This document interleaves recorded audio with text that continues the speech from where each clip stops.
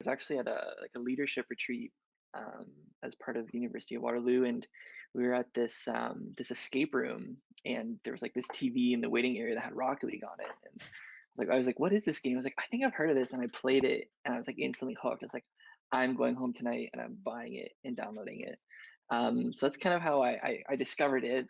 Um, and then just from there, I just kind of kept playing it, had more fun with it, kept just wanting to learn more, getting into the competitive scene, trying to improve, watching lots of tutorial videos on how to do certain mechanics, as I'm sure everybody that plays Rocket League has done. And then, yeah, then here we are today, and I still, I guess I was in 2016, 2017, the summer of 2017, and here we are 4 years later, and I still play the game, and I still love following the sport and kind of everything has to do with it.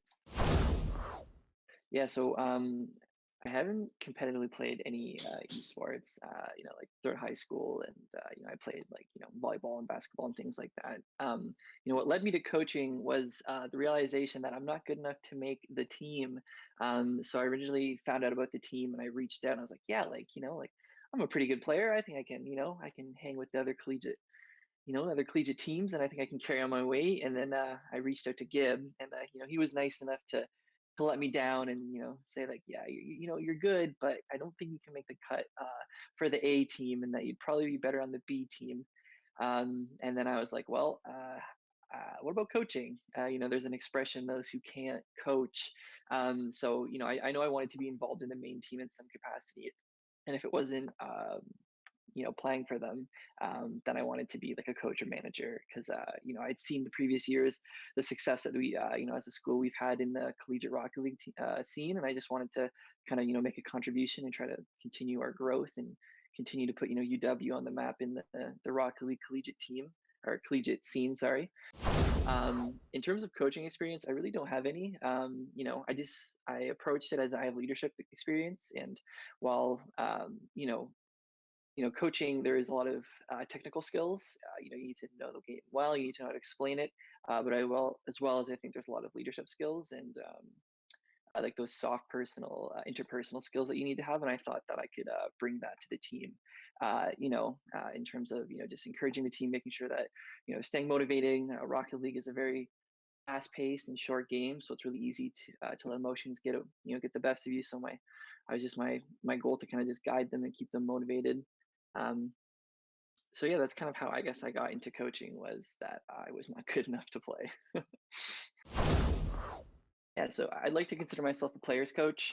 Prior to me joining, the team, they've been around for quite a few seasons, and they've kind of developed, quite tight knit group, and some pretty strong relationships. And as an outsider coming in, I wanted to make sure that I wasn't, interrupting those relationships or causing any, uh, quarrel or any interrelation drama. So I just wanted to make sure that at this, I wanted to establish a relationship where I was viewed as that, decision making person. I was the manager and the coach. I was the person that had to, make those tough decisions at the end of the day. But I also wanted them to see me as, just one of the players, because I think just having that leadership style, that democratic, where you're on the same level as everybody, is just kind of how I like to go about leading. And I think honestly, the boys on the team right now, they're all really talented Rocket League players, and I think they're continuing to grow and develop. Overall, we have a pretty young team. So I definitely think if they keep playing for prolonged periods of time, that they can definitely be a consistent contender in the collegiate Rocket League scene. I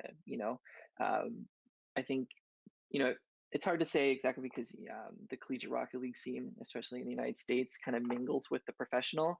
And when you have a professional on your team, it's kind of like it essentially creates like another hurdle for you to overcome, because professionals are professionals. They're a class above the rest. But I definitely see the team at least being a consistent contender in the CRL. In terms of OPSE, I definitely see us being making the playoffs every year. We're definitely one of the strongest. I still believe we're the strongest team in Ontario, despite finishing third in OPSE.